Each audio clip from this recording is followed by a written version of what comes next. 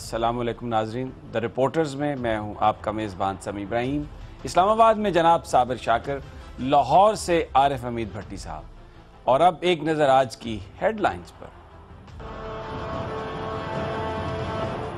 پاک فوج میں نئی تقرریاں اور تبادلے۔ مریم نواز کے ٹویٹس کہتی ہیں ہر طوفان کا خاتمہ ہوتا ہے، درخت اکھاڑ دیے جاتے ہیں، آندھی رک جاتی ہے، بادل چھٹ جاتے ہیں، طوفان کے بعد آخر میں وہی رہ جاتا ہے جو مضبوط ہوتا ہے۔ آخر مریم نواز کہنا کیا چاہ رہی ہیں؟ Lieutenant general Naveed Mukhtar D G I S I تعینات۔ Lieutenant general Bilal Akbar chief of general staff مقرر۔ دہشت گردوں اور ان کے سہولت کاروں کے خلاف کارروائی کے لیے دونوں پرعزم۔ بھارتی رہنماؤں کی گفتگو سے بھارتی عزائم بے نقاب۔ پاکستان کو توڑنے کی باتیں، وزیر اعظم اپنی خاموشی نہ توڑ سکے۔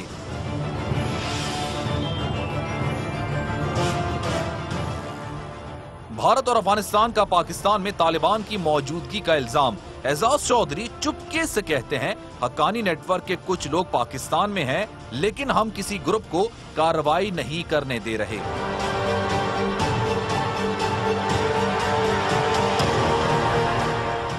وزیر اعظم کے وکیل سلمان بٹ کہتے ہیں نواز شریف کا بیان سیاسی تھا، گویا غلط بیانی کی۔ کیا تحریک انصاف وزیر اعظم کے جھوٹ بولنے پر پارلیمنٹ میں تحریک استحقاق لائے گی؟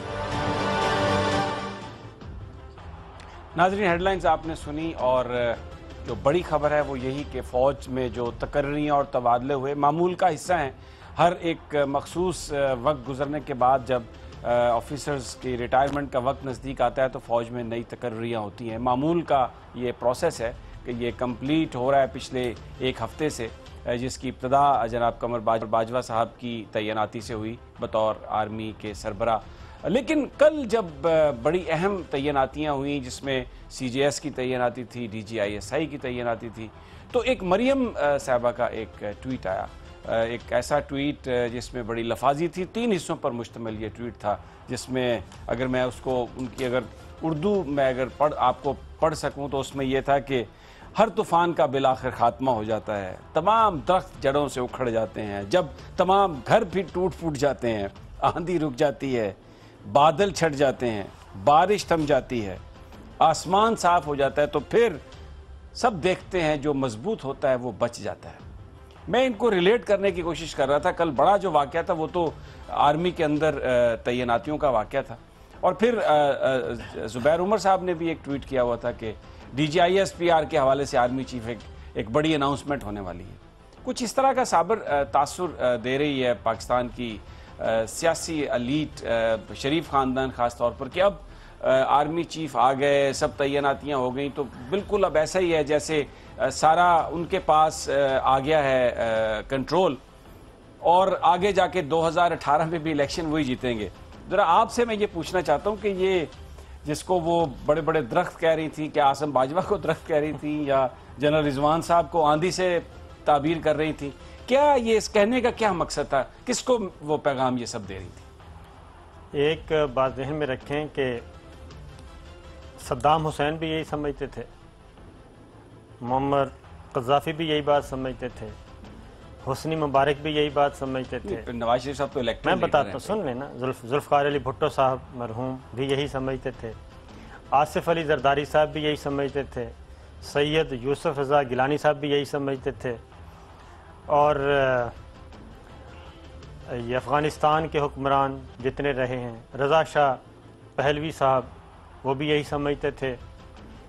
کس لیڈر کا آپ نام لیں گے، وہ جو یہی سمجھتے تھے۔ اگر آپ بہت پیچھے چلے جائیں، قرآن مجید کو آپ پڑھیں تو اس میں بھی ایسے بہت سے وقت کے فرعونوں کا ذکر ہے، وہ بھی یہی سمجھتے تھے۔ فرعون، نمرود، یہ سب اسی طرح کی گفتگو کرتے تھے، وہ زمین کے خدا بن بیٹھے تھے، نعوذ باللہ۔ اور ان کے ساتھ پھر اللہ تعالیٰ کے قانون ہیں، وہ اس کے مطابق اللہ تعالیٰ فیصلے کرتے ہیں۔ تو جہاں تک یہ اس پس منظر میں اگر ہم دیکھ لیں کہ جو کر رہے ہیں، تو میرا خیال ہے کہ میاں نواز شریف صاحب کو پرائم منسٹر ہیں، ان کے استاد گرامی تھے جناب ضیاء الحق صاحب، تو ان کی جو آخری سپیچ تھی نا حادثے سے پہلے، تو انہوں نے ایک شعر پڑھا تھا، وہ تھا کہ جو تھا نہیں ہے، جو ہے نہ ہوگا، یہی ہے ایک حرف مہربانہ باقی۔ تو میرا خیال ہے کہ یہ چیزوں کو تاریخ کے اگر جا کے دریچے میں دیکھیں تو بہت ساری چیزیں سامنے آ جاتی ہیں۔ باقی ان پوسٹنگ ٹرانسفرز کا جہاں تک تعلق ہے، نوید مختار صاحب سب سے پہلے امپورٹنٹ۔ میں اگر آپ مجھے اجازت دیں میں اس پر بھٹی صاحب سے بات کر لوں، پھر ان جو دونوں صاحب ہیں ان کا بھی ذکر کرتے ہیں، ان کے پروفیشنلزم کا بھی ذکر کرتے ہیں۔ بھٹی صاحب، جو یہ ٹویٹس ہیں جس کے مطابق وہ یہ کہنا چاہ رہی ہیں، جو میں سمجھ سکا ہوں کہ بالکل اب ہر چیز ہمارے قبضے میں ہے اور طوفان تھم گیا ہے، جیسے طلال چودھری کہتے تھے نومبر بھی گزر جائے گا، دسمبر بھی گزر جائے گا، اور اب ہم بالکل جیت گئے ہیں، سامنے آ گئے ہیں، تو ایک لحاظ سے وہ جو پھر ان ٹویٹس کے بعد اب اس میں کچھ شک رہتا ہے کہ سیرل المیڈا کو بھی جو سٹوری دی گئی، جو اس وقت فیڈ کرائی گئی، وہ تو اب ان ٹویٹس کے بعد میرے ذہن میں تو کوئی شک نہیں رہتا کہ اس کا منبع کون تھا اور یہ ساری انفارمیشن کہاں سے آ رہی تھی؟ بسم اللہ الرحمن الرحیم۔ سبھی صاحب، جیسے حکومت کی فرعونیت عروج پہ چلے گئی ہے، اب ہمیں بھی کھل کے کھیلنا چاہیے۔ زندگی موت کی امانت ہے، پتہ نہیں کب تک رہنا ہے کب تک نہیں۔ میں مریم صاحبہ کی ٹویٹ پہ آتا ہوں، انہوں نے بڑی اچھی ٹویٹ لکھی، لیکن وہ یہ لکھنا بھول گئی کہ ظلم آخر ظلم ہے، بڑھتا ہے تو مٹ جاتا ہے۔ وہ شاید یہ کہنا چاہیے ایک آدمی تھا فرعونیت میں، اس نے ایک بہت بڑا محل بنایا، اس محل میں ہر چیز اس نے اپنی مرضی سے فکس کی، کہاں صوفہ لگانا ہے، کہاں فانوس لگانا ہے، کہاں الماریاں رکھنی ہیں، لیکن کہاں بارود کھڑا کرنا ہے، کہاں دوسرا سامان رکھنا ہے۔ اتفاق سے ایک زلزلہ آتا ہے، وہی سامان جو اس کو اپنا وہ محافظ سمجھتا تھا، وہ فرعون سمجھتا تھا کہ یہ ساری چیزیں میرے مرہون منت ہے، میرے اشاروں پہ موو کرے گی، وہی ساری چیزیں اس پہ گرتی ہیں اور وہ زمین بوجھ ہو جاتا ہے۔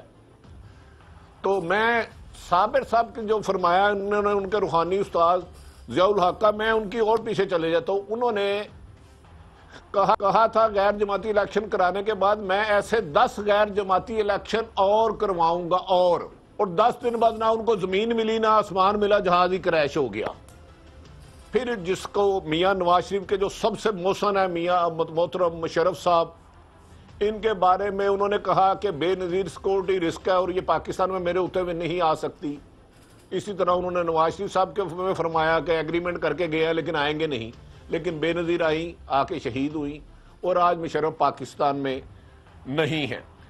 اس مریم کی تو چھوڑ دے، ان بیچاری کو تو ٹویٹ کس نے لکھ کے دیا ہوگا، کہتے ہیں کیا پدی اور کیا پدی کا شوربہ۔ ایک اور ہے، پتہ نہیں، میں زبیر صاحب، انہوں نے لکھا ہے army chief makes major announcement including D G I S P R. او بھائی، ابھی تو بیچاروں کی کل ٹرانسفر ہوئی ہے، تمہارا حسد کا یہ عالم ہے کہ اس شخص نے، آصف باجوہ نے، آرمی کا مورال بلند کرنے کے لیے چیف کی ایکٹیویٹی کو لوگوں تک اجاگر بتایا۔ آپ اس نے آرمی کو، جو کسی دور میں تھا کہ آرمی یونیفارم پہن کے کہیں جائے نہ، آرمی کی گاڑیاں نہ جائیں، آپ نے، انہوں نے اسی فوج کا مرال اوپر لایا کہ لوگ سڑکوں پر فوج کے حق میں نعرے بازی پہ آ گئے۔ انہیں یہ بھی حسد خوروں کو یہ چیزیں برداشت نہیں ہو رہی۔ اور دوسری بات، اب صابر صاحب کو کہ آج بریک پہ پاؤں رکھیں۔ ٹھیک ہے صابر صاحب، بریک پہ پاؤں رکھنا ہے آپ نے۔ پوری اناؤنسمنٹ ہوئی نہیں تو پرویز رشید کو نمودار کیا۔ پرویز رشید صاحب نے تو اچھے آدمی، ان میں سب سے انوسنٹ وہ تھے، اصل تو ماسٹر مائنڈ کوئی اور ہے نا جو اب بھی ماسٹر مائنڈ ہے۔ انہوں نے آرمی کو، کور کمانڈر کی جو ہے کانفرنس کے بعد اعلان کیا گیا تھا کہ سیکورٹی بریچ، جس نے پاکستان کو کہا راہ کے ایجنٹ ہے، راہ سے مدد مانگی جائے الطاف حسین نے، انہوں نے پرسوں ان کے بندے بھی لانچ کر دیے۔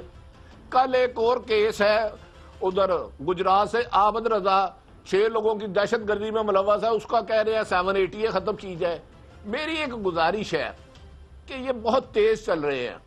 میں سمجھتا ہوں جو کوئی بھی آرمی چیف آئے یا نئے جو بھی بنے ہیں، جس کو بھی انہوں نے ذمہ داری دی ہے، سارے ہی فوج کے کمانڈر تھے، ایک سیکنڈ لیفٹیننٹ بھرتی ہوتا ہے اور مختلف مرحلہ وار ترقی کرتے کرتے، ایگزام کرتے کرتے ادھر جاتے ہیں۔ اگر یہ سمجھتے ہیں نا کچھ لوگ ان کے تابع ہو گئے ہیں، تو میں ان سے یہی گزارش کروں گا کہ حال کیا پوچھتے ہو میرے کاروبار کا، آئینہ بیچتا ہوں اندھوں کے شہر میں۔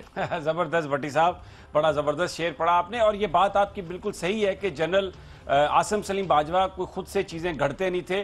جو ایکٹیویٹی تھی آرمی چیف کی، جو آرمی کے اندر جو پلس تھی، جو سینٹیمنٹ تھا، جو بات چاہتی تھی پاکستان کی آرمی بیان کرنا، اس کو اپنے ٹویٹس کے ذریعے وہ بیان کرتے تھے. بہت سارے لوگوں کو بڑی تکلیف تھی، اور میں نام نہیں لینا چاہتا. کل سے جو ٹویٹ آ رہے ہیں عاصم باجوہ صاحب پر، یہ الزام تراشی بھی کی جا رہی ہے کہ وہ کوئی کنسپریسی کر رہے تھے. بلو دا بیلٹ ان کے بارے میں گفتگو کی جا رہی ہے، پاکستان کے DGISPR کے بارے میں.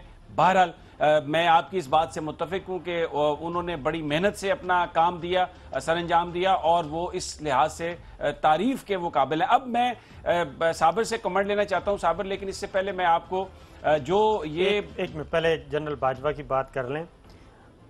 جنرل باجوہ سے مراد ہے عاصم باجوہ، کیونکہ آپ یہ دیکھیں کہ یہ کتنے مضبوط اپنے آپ کو ابھی جو ٹویٹس آپ سنا رہے ہیں کہ کتنے مضبوط ٹویٹ کر رہے ہیں اور شادیانے بجا رہے ہیں.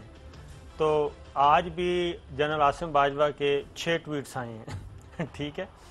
اور جو حکومت، اتنی تگڑی حکومت جو ایک جنرل باجوہ کے DGISPR کے ایک ٹویٹ کو سمجھے اپنے لیے بہت بڑا خطرہ، اپنی فوج کی ایکٹیویٹی کو، وہ اپنی فوج کی ایکٹیویٹی کو سمجھتے ہیں، انڈین آرمی کی ایکٹیویٹی کو تو نہیں سمجھتے. اس پہ تو بات اس پہ بالکل بات ہی نہیں کرتے. ٹھیک ہے. اس پہ تو خفیہ پیغام رسانی سرتاج عزیز صاحب جا کے نریندر مودی صاحب کو کہتے ہیں. اب دیکھیں کہ جب سے جنرل راحیل شریف صاحب نے کمان چھوڑی ہے، اور اس وقت سے لے کے آج تک لائن آف کنٹرول پہ وہ کیا مودی صاحب کے کان میں کیا بات کہی گئی ہوگی. ٹھیک ہے، بالکل آپ اس پہ آتے ہیں، بڑی یہ امپورٹنٹ بات ہے. لیکن میں جو یہ شادیانے بجائے جا رہے ہیں، یہ بتانے کی کوشش کی جا رہی ہے پرسیپشن کہ اب فوج ہے یہ بالکل اب ہمارے زیر تسلط آ گئی ہے، ہمارے لیے کام کرے گی. اس پاکستان کے ادارے پر اس قسم کے غیر محسوس طریقے سے اس کی کریکٹر اسیسینیشن، اور یہ کہنا کہ جیسے وہ بھی پولیس کی طرح کام کرے گی.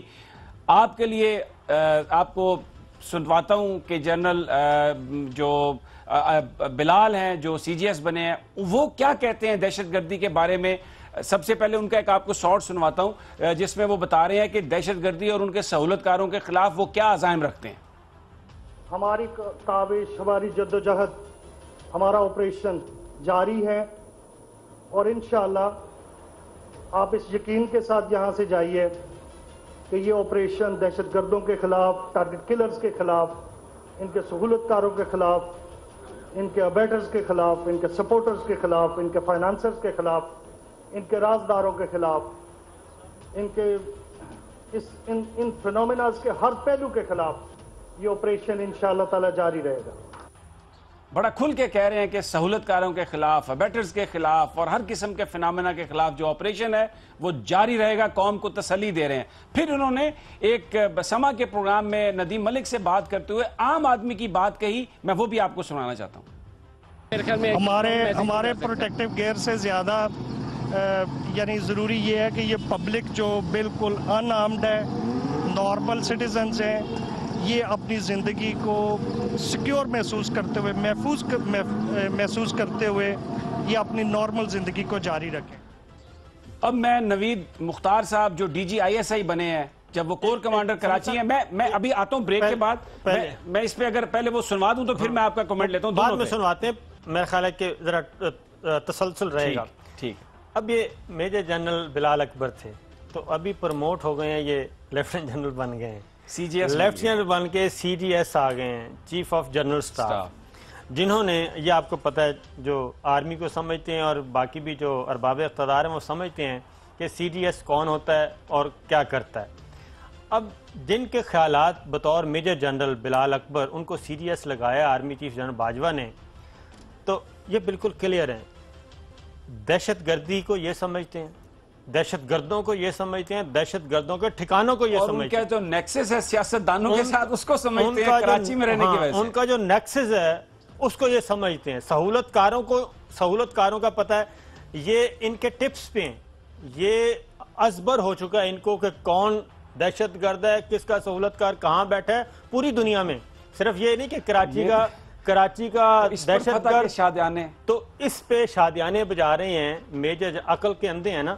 Major general Bilal Akbar, lieutenant general chief of general staff, وہ کیا کہیں گے؟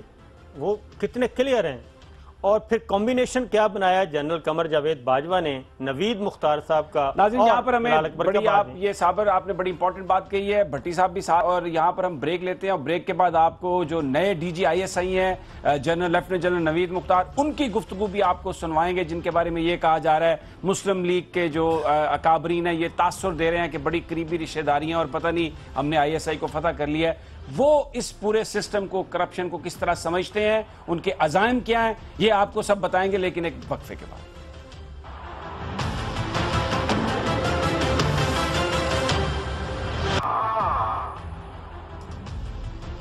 ویلکم بیک ناظرین.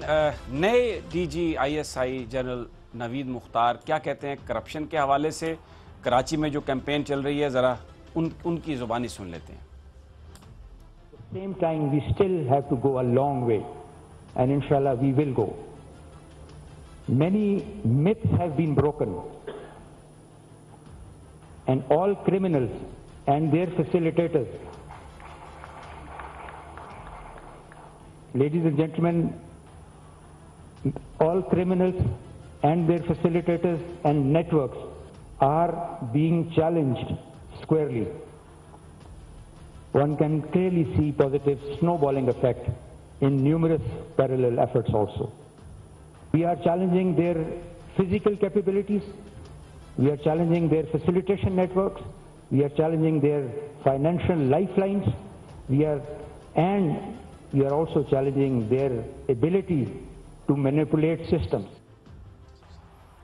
بھٹی صاحب, یہ نوید مختار صاحب تو کہہ رہے ہیں کہ جو سارے نیٹ ورکس ہیں, جو ان کے فیسیلیٹیٹر ہیں, جو ٹیررسٹ ہیں, جو کرپشن میں ہیں, ہم ہر ایک کو چیلنج کر رہے ہیں اور کسی کو نہیں چھوڑیں گے, اس کے انجام تک پہنچا کے چھوڑیں گے.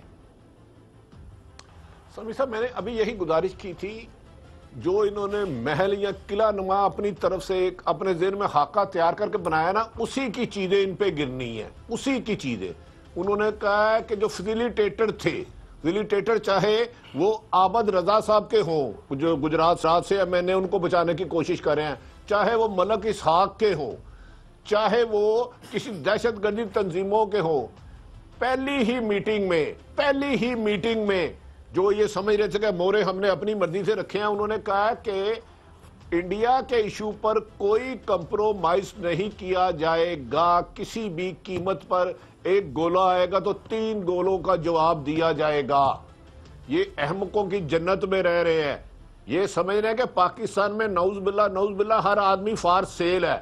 ان کو چھوڑ دیں. پچھلے دنوں مجھے کل ایک دوست آپ کی طرح صاحب علم میرے پاس آیا, کہتا یار اس ڈاکٹر کا کیا کرے, اس کو ڈاکٹر کہنے کی اجازت ہونی چاہیے کہ نہیں. میں کہا کون سا ڈاکٹر؟ کہتا ایک آدمی کو خوفناک مرض لگی ہے اور اس کی انفیکشن لوگوں میں پھیل رہی ہے.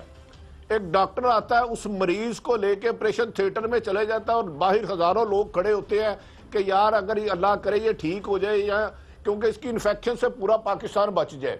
ڈاکٹر اس کا آپریشن کھولتا ہے, پیٹ چیخ چار کرتا ہے, چیزیں نکالتا ہے, سامان لاتا ہے, کرنے جاتا ہے, اچانک کہتا ہے یار میں ذرا چھٹیوں پہ جا رہا ہوں, میرا ریسٹ کرنے کا ٹائم ہے. تو مجھے دوست کہہ رہا تھا یار اس کو ڈاکٹر کہنا چاہیے. میں کہا نہیں یار ڈاکٹر کیسے ہو سکتا ہے, کیونکہ اس بندے کو جس نے چیر پھاڑ کے چھوڑ دیا اس کی انفیکشن سے تو پورا ملک خراب ہو جائے گا. ٹھیک ہے, لیکن بہرحال ان باتوں کی پرواہ نہ کریں آپ. یہ کیا سوچ رہے ہیں؟ ٹھیک ہے. کل نا اسلام آباد میں گریڈ 21 19 سے 20 اور 20 سے 21 کے پولیس افسروں کی سلیکشن بورڈ کا اجلاس ہے. ٹھیک ہے. اس میں چند کرپٹ لوگوں کے بھی نام ہیں, 17 ٹوٹل سیٹیں ہیں صرف. ایک ڈی جی آئی بھی ہے کمپیریٹیولی بڑی اچھی شہرت کے حامل, ڈیڈ آنیسٹ اور با کردار. ان کا نام گیا کہ جی بورڈ میں یہ بیٹھیں گے تاکہ کچھ گندے لوگ نہ ہو سکے.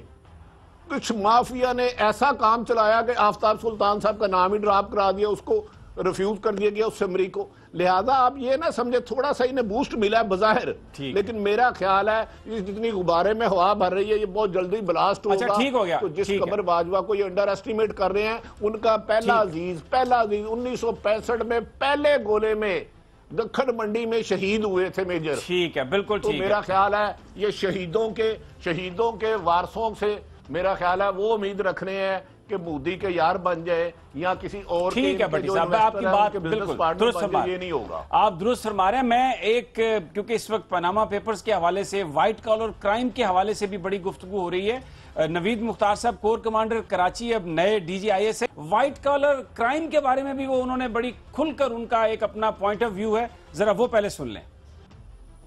Ladies and gentlemen, there is also urgent requirement to go after white-collar crime and sever their linkages with criminality. At the same time, we should be mindful that terrorists are also trying to regroup. But I can assure you that we will not let our effort get scattered, inshallah. صابر وہ کہہ رہے ہیں کہ نہ تو ہم ری group ہونے دیں گے، اور ایک ضرورت ہے وائٹ کالر کرائم، یہ جو پاناما پیپرز ہیں، یہ جو آف شور کمپنیز ہیں، یہ جو مال بنا کے باہر گیا ہے، یہ سارا یہ وائٹ کالر کرائم ہے۔ تو یہ تو سب کچھ انہی کے بارے میں گفتگو کر رہے ہیں۔ میں یہی کہہ رہا ہوں کہ یہ جو کل سے شادیانے بجائے جا رہے ہیں نا، پوسٹنگ ٹرانسفر ایک قدرتی عمل ہے۔ جب بھی آرمی چیف آتے ہیں وہ اپنی ٹیم لے کے آتے ہیں، بہت سے لوگ اپنا ٹینیور پورا کر چکے تھے، تو یہ ان کی سمجھ میں نہیں آ رہی، ان کو سمجھ آئے گی کچھ دنوں کے بعد کہ ان کے ساتھ ہوا کیا ہے۔ ضیاء الدین بٹ نہ پہلے کبھی ملا تھا نہ اب ان کو کوئی ملے گا۔ وہ ضیاء الدین بٹ صاحب اگر ان کے لیے کچھ نہیں کر سکے تو یہ پتہ نہیں کس خوشی میں۔ اب نوید مختار صاحب کو انہوں نے ڈی جی آئی ایس آئی لگایا ہے اور بلال اکبر صاحب کو سی جی ایس، دونوں کراچی سے، اور کراچی گڑھ تھا اس آپریشن کا، ضرب عضب آپریشن کا جو اربن ایریا ہے وہ کالعدم تنظیموں کے خلاف۔ اچھا میں ایک تھوڑا سا آپ کو بتا دوں کہ یہ ہم نے جنرل بلال اکبر اور نوید مختار صاحب کو تو بتایا، جو آج کا جو بیان ابھی جو آئی ایس پی آر نے جاری کیا جنرل قمر جاوید باجوہ کا، اس میں وہ سہولت کاروں کی کھل کر بات کر رہے ہیں کہ سہولت کاروں کو تو میں وہی کہہ رہا ہوں کہ میجر بلال اکبر کو سی جی ایس لگایا، نوید مختار کو لگایا جا رہا ہے ڈی جی آئی ایس آئی، اور ان کے خیالات ہم سنوا چکے ہیں۔ اور جو اپنا آج کا آرمی چیف کیا کہتے ہیں general Bajwa, nexus between terrorist in remote areas and their facilitators in urban centres will be severed whatever the amount of effort and time. تو یہ تسلسل دیکھ لیں، اس کے بعد یہ کمبینیشن جو بنایا ہے انہوں نے، بلال اکبر، نوید مختار، بار بار نام لے رہا ہوں، اور اس کے بعد جنرل قمر باجوہ، یہاں پنڈی میں جنرل سرفراز ستار اور سرفراز ستار، اس کے بعد ان کو سمجھ آنا چاہیے کہ یہ ہونے کیا جا رہا ہے۔ وہ چیز جہاں پہ جنرل راحیل شریف صاحب نے چھوڑی تھی وہیں سے شروع ہوگی، اور آج بھی جنرل عاصم باجوہ پشاور میں ان کے ساتھ تھے، اور 6 ٹویٹس ہیں جو کہ، اور جنرل باجوہ نے انہیں روکا تو نہیں ٹویٹ کرنے سے، نہیں روکا۔ تو یہ ان لوگوں کے لیے میرا خیال ہے یہ بڑا ایک اچھا یہ کام ہے، کیونکہ کل رات سے جو ایک سلسلہ شروع ہوا تھا کہ جناب یہ الزام تک لگا دیا کہ جنرل باجوہ جو ہیں، عاصم باجوہ، وہ کنسپریسی کر رہے ہیں۔ یار وہ انتہائی چھوٹے چھوٹے برتن ہیں جو اس طرح کی باتیں کر رہے ہیں، ان چھوٹے برتنوں کو رہنے دیں۔ میں صرف یہ کہہ رہا ہوں، اب بلال اکبر صاحب جو جی ایچ کیو میں بیٹھیں گے اور پوری فوج کو آرمی چیف کی گائیڈ لائن کے مطابق آگے باتیں بڑھائیں گے اور پالیسی بنے گی، ان سے ہم جب بھی ملے ہیں تو ان کے ہاتھ میں تسبیح ہوتی تھی۔ آپ بھی میں ملا ہوں، کئی دفعہ ان سے ملا ہوں، لیکن ایک صحیح سچا پاکستانی اور صحیح سولجر، اور پوری فیملی ان کی پاکستان کے نام پہ ان کا دل دھڑکتا ہے۔ مشروب مغرب کا ان کو شوق نہیں ہے، کوئی ایسا شوق، ٹھیک ہے، وہ تسبیح لے کے آرام سے اپنا کام کر رہے ہیں، اور کراچی میں انہوں نے ثابت کیا ہے۔ آپ یہ دیکھیں کہ جہاں پہ ان کو وہ جو شہد ہے نا اس کا بھی شوق نہیں ہے، جو کے پی کے سے ایک بوتل پکڑی گئی تھی، وہ بالکل کسی کو ان میں سے شوق نہیں ہے۔ جہاں پہ اور MI6 یہ دونوں مل کے، اور MQM کے پیچھے، الطاف حسین کے پیچھے کون تھا؟ MI6 تھی آپ کی، CIA، یہ تینوں اس کے پیچھے تھے۔ اور دیکھیں کیسے پرویز اشرف نے انٹری ڈالی، اور ساتھ ہی ندیم نصرت صاحب اور وہ MQM لندن کے سارے ٹی وی پہ ہر چیز کو انہوں نے ریوائیو اور بحال کرنے کے۔ جی بھٹی صاحب، سبھی صاحب ان کی فکر نہ کریں، ان کا وہ حساب ہے پرائی جنجے احمق نچے، پرائی جنجے احمق نچے۔ دیکھیں جو بھی لگائے ہیں، میں تو ان صاحبان کو نہیں جانتا جن کا صابر صاحب نے دونوں افسران کا ذکر کیا ہے، میں تو ڈرتا ہوں کیا انہوں نے فوج میں سے فوج میں ہی لگے ہیں نا؟ کیا سیف الملوک تو نہیں لگ گیا جو فوج سے بغض رکھتا ہے؟ کیا تمال چودھری تو نہیں کہیں لگ گیا کور کمانڈر؟ کیا وہ دوسرے جھوٹے تو نہیں لگ گئے جو بغض رکھتے ہیں؟ انہی کے لگے یار، وہ ایک سسٹم سے نکل کے اوپر آتے ہیں. ادھر جیرا سبزی والا نہیں بیٹھ جاتا ادھر، اس لیے نہیں کہتے کہ تو میری خوشامد بڑی کرتا ہے، تو مجھے غلط لطیفے سناتا ہے، میں تجھے چیئرمین بناتا ہوں. وہ ایک پروسیجر ہے ہر کام. یہ آپ بات کہی غلط لطیفے سنانے والے کو چیئرمین بنا دیا ہے، پتہ نہیں اب آپ کو غلط. رحیل شریف صاحب کی پرائرٹی تھی ایک ضرب عضب اور دوسرا سی پیک. اور آج میں آپ کو خبر دے رہا ہوں، آپ کے اور دوست بھی کہتے ہیں نا کلپ سنبھال کے رکھ لیں. باوقت ضرورت سب سے پہلے رینجر کا پنجاب میں آپریشن کروایا جائے گا. یہ احمقوں کی جنت میں رہنے والے بہت جلد اپنی خواب سے بیزار ہوں گے اور ایک خود ہی چیخیں ماریں گے کہ ہم نے پاؤں پہ خود ہی کلاڑی ماری ہے. بالکل ٹھیک ہے، فکر نہ کریں بلکہ اس بات کا ذکر نہ کریں. یہ آپ کی بات بالکل ٹھیک ہے، کیونکہ آج جو جنرل قمر جاوید باجوہ کا بیان آیا ہے، انہوں نے کہا ہے کہ جو سہولت کار ہیں دہشت گردوں کے جہاں پہ بھی ان کے اربن سینٹرز میں کاروائی ہوگی. اور اس وقت جو ایک بتایا جا رہا ہے کہ فیصل آباد لاہور میں بڑی جڑیں مضبوط ہیں، تو وہیں سے جنرل قمر جاوید باجوہ نے دہشت گردی کے خاتمے کے لیے پکڑا اس مشل کو جو جنرل راحیل شریف کے ہاتھ میں تھی. وہ کوشش کرتے رہے پنجاب میں آنے کی. لگتا ہے کہ اب وہ اربن سینٹرز میں جو کاروائی نہیں ہوئی تھی وہ کاروائی ہوگی. اور یہ جو خوشی کے شادیانے بجائے جا رہے ہیں، یہ دیکھتے ہیں کہ لاس لاف کس کا ہوگا. لیکن یہاں پر ایک مختصر سا وقفہ، اور وقفے کے بعد دیکھتے ہیں کہ اگر نواز شریف صاحب کے وکیل عدالت میں کہتے ہیں کہ پارلیمنٹ میں دیا جانے والا بیان ایک سیاسی تھا، گویا جھوٹا وعدہ تھا یا غلط بیانی تھی، تو پھر کیا اس پر تحریک انصاف پریولیج موشن پیش نہیں کر سکتی؟ اور اگر پریولیج موشن آ جائے تو سینٹ میں تو ان جماعتوں کی اکثریت ہے جو واقعتاً اس تحریک کو منظور کرا سکتے ہیں. لیکن یہ سب ایک بریک کے بعد.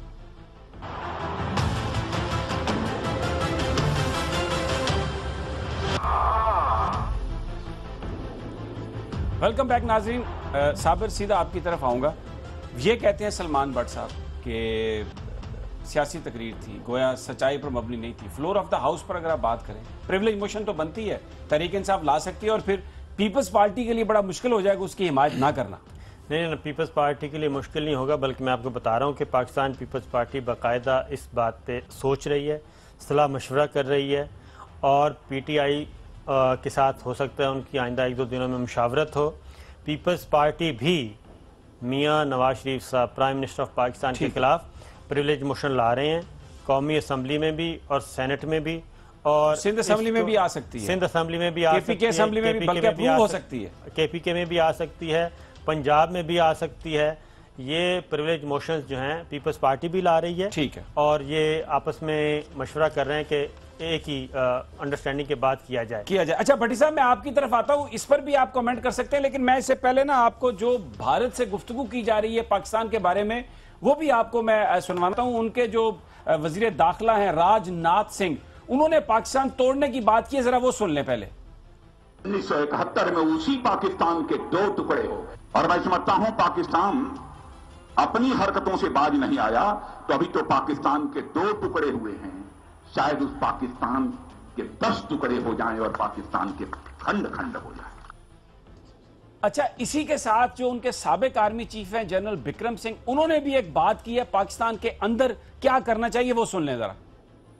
لیکن ہمیں جو ان کا جو سینٹر آف گریوٹی ہے، جو مریدکے کے اندر ان کے ہیڈ کوارٹرز ہیں لشکر توحبہ کے، بھاولپور کے اندر ہیں جیش محمد کے، وہاں پہ ہمیں انہیں ٹھوکنا ہے. اور ٹھوکنا کیسے ہے؟ ہمیں ضروری نہیں ہم خود کریں، پاکستان کے اندر بہت لوگ مل جائیں گے جو کہ پیسے کے لیے کام کر دیں گے، اور ہمیں یہ کیپیبلٹی تیار کرنی ہے، ایسیمیٹرک کیپیبلٹی تیار کرنی ہے. تو unless we do that, you have to cut. لوہے کو لوہا کاٹتا ہے. You cannot afford to. بھٹی صاحب، پاکستان کو ٹھوکنے کے لیے پاکستان کے اندر لوگ مل جائیں گے پیسے کے لیے یا کسی تجارتی فائدے کے لیے، یہ کس جانب اشارہ ہے؟ بالکل نچلے درجے کی بات ہو رہی ہے، یہ کہیں اوپر درجے کے لوگ بھی پاکستان کو ہی ٹھوکنے کے لیے استعمال ہوں گے؟ سمی صاحب، آپ اور صابر صاحب اس وقت بہت بڑے اینکر ہیں، میں تو آپ دونوں کا سٹنگر ہوں. یہ جو راج ناتھ ہے نا، یہ ہمارے ٹکڑے کیا، یہ راج ناتھ نا ہمارے ٹکڑے کیا کرے گا؟ ہم انڈیا کے انشاءاللہ تعالیٰ اللہ کے حکم سے نبی کے صدقے ان کے اتنے ٹکڑے کریں گے، یہ ٹکڑے گن نہیں سکیں گے. انڈیا تو ہمارے لیے میٹر ہی نہیں کرتا. جو مسلمان زندہ ہی شہادت کے لیے ہو اس سے موت سے کیا ڈراؤ گے؟ ہاں، لیکن آپ بڑے سمجھدار بنتے ہیں. اس نے کہا کہ یہ الزام آپ کے جن لوگوں نے لگایا تھا ان کے ساتھ آپ نے کیا کیا؟ آپ نے ان سے پوچھا؟ آپ تو ان کی صفائیاں دینے لگ پڑے، آپ تو ان کے وکیل بن گئے، آپ تو ان کے جج بن گئے۔ آپ نے تو اس پاکستان کو خطرہ اندرونی طاقتوں سے ہے۔ یہ راج ناتھ کیا پدی اور کیا پدی کا شوربہ، یہ ہمیں کرے گا کچھ؟ اتنے کی اس سے ضرورت ہوتا نا اس قابل، کب سے یہ بارڈر کھڑا ہے تو آج تھا روزانہ۔ یہ کوئی انڈین فلم نہیں بن رہی راج ناتھ صاحب، یہ پاکستان ہے، یہ ملک بن گیا ہے، اب ہم نے قوم بننا ہے، اور جب قوم اکٹھی ہو جائے تو چند گندے آنڈے پاؤں تلے کچلے جاتے ہیں، ٹھیک ہے، ان کی حیثیت کوئی نہیں رہتی۔ لیکن میرا سمیع صاحب آپ سے اور صابر شاکر صاحب سے سوال ہے، اس کو تو آپ اس کی تقریر دکھا رہے ہیں جس نے کہا تھا کہ آپ کی فوج آپ دہشت گردوں کو سپورٹ کرتی ہے، یہ ہمیں کام نہیں کرنے دیتی، ان کے باروں میں کیا کیا ہے؟ یاد رکھ لیں 2 یا 3 کو پہلی کور کمانڈر میٹنگ ہو رہی ہے، مجھے تو یہ بڑے بڑے جج جنرل صاحبان کے نام نہیں آتے، نہ کبھی ملاقات میری کسی سے رہتی ہے۔ اس 2-3 تاریخ میں پہلا ایجنڈا ہی یہ ہوگا میر جعفروں کے بارے میں، ٹھیک ہو گیا۔ دوسری 2 یا 3 تاریخ جنوری کو پہلا ایجنڈا ہی ان کے میر جعفروں کا ہے، جو بڑا سٹیل کا کاروبار کرتے ہیں، انہیں مٹی کا کاروبار کرنا پڑے گا، کیونکہ ان میر جعفروں کی لاشیں زیادہ ہو جائیں گی، مٹی کم پڑے گی۔ ٹھیک ہو گیا۔ اچھا بھٹی اپنا صابر، ایک تو اس پر کامنٹ کر دیئے، وزیر اعظم صاحب مکمل خاموش ہیں، چودھری نثار صاحب نے بیان دیا، وہ تو اس پر بات کرنے کے لیے تیار نہیں، اور اس پر بھی کیونکہ وقت کم ہے، مجھے اگر آپ کامنٹ کر سکیں، اعزاز چودھری صاحب نے چپکے سے یہ کہہ دیا ہے کہ حقانی نیٹ ورک کے لوگ پاکستان میں موجود ہیں، ہم انہیں کرنے کچھ نہیں دیتے۔ اور یہ اگر دیکھیں امرتسر میں یہی الزام لگایا انڈیا اور افغانستان نے مل کر پاکستان پر کہ طالبان اور جو افغانستان کے اندر جو لوگ انسرجنسی کر رہے ہیں وہ پاکستان میں ہیں۔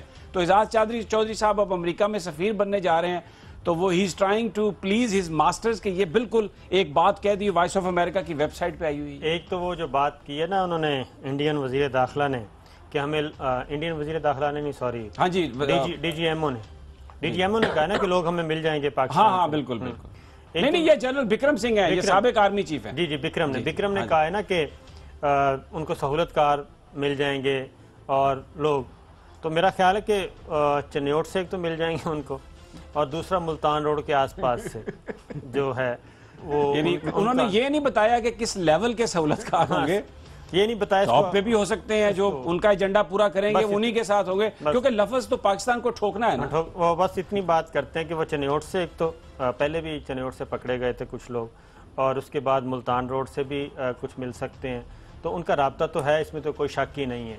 اس لیے وہ بڑے دھڑلے سے بکرم سنگھ کہہ رہے تھے کہ یہ کوئی مشکل کام نہیں ہے، یہ بآسانی ہو سکتا ہے۔ باقی رہا جو بھٹی صاحب نے کہا ہے، تو میرا خیال ہے کہ آہستہ آہستہ جو ان کے شادیانے ہیں وہ ماند پڑ جائیں گے، کور کمانڈرز کانفرنس ہوگی، میرا نہیں خیال۔ اعزاز چودھری نے کیوں یہ کہا کہ یہاں پر حقانی نیٹ ورک کے لوگ موجود ہیں جس کو میڈیا ایکسپلائٹ کر رہا ہے، جو بھارت الزام لگا رہا تھا، کیوں مانا اعزاز چودھری نے، کس کے کہنے پہ مانا یہ؟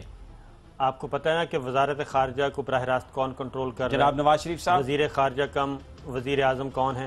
نواز شریف صاحب ہیں۔ تو یہ تمام ہدایات ادھر سے ہی آتی ہیں۔ سرتاج عزیز صاحب گئے امرتسر اور وہاں پہ جو پاکستان کا حال کروا کے آئے، وہ کس کی ہدایت پہ ہوا؟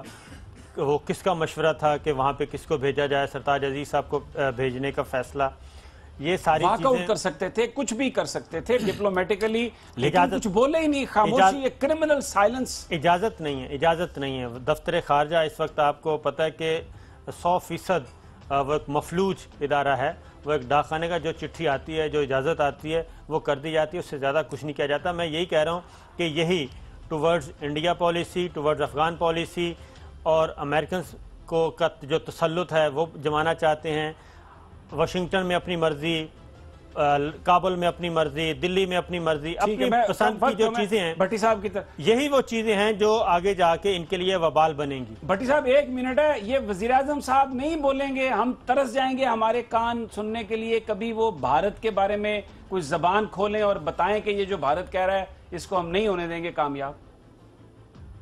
اچھا سمیع صاحب گزارش ہے، کہتے ہیں ماں دی سوتن تے بیٹی دی سہیلی، پاکستان کا دشمن انڈیا، پاکستان کی فوج کا دشمن، پاکستان کی خوشحالی کا دشمن انڈیا، پاکستان کی ترقی کا دشمن انڈیا، لیکن کچھ لوگوں کا بزنس مین دوست۔ لیکن یاد رکھ لیں 20 کروڑ عوام ایک شخص کی خاطر اپنی پوری قوم کو داؤ پہ نہیں لگائے گی۔ ہم نے اپنی حفاظت کرنی جانی ہے۔ یہ گوشت پوشت کا جسم گلنے مٹی میں جانا ہے، اس سے بہتر ہے شہید ہو جائے ہم۔ بہت شکریہ جناب عارف احمد بھٹی صاحب۔ صابر شاکر آپ کا بھی بہت شکریہ، بڑی یہ امپورٹنٹ بات ہے، پاکستان کے دشمن پاکستان کے بارے میں کھلے عام ہرزہ سرائی کر رہے ہیں، لیکن ہماری حکومت، ہمارے وزیر اعظم نہ جانے کس مصلحت کے تحت اپنی خاموشی کا روزہ نہیں توڑ رہے، منہ توڑ جواب نہیں دیتے ان کا۔ قوم کوشش کر رہی ہے کہ وزیر اعظم کے منہ سے کچھ نکلے لیکن نہیں نکل رہا۔ اجازت دیجیے، کل پھر ملاقات ہوگی، اللہ نے کے بعد۔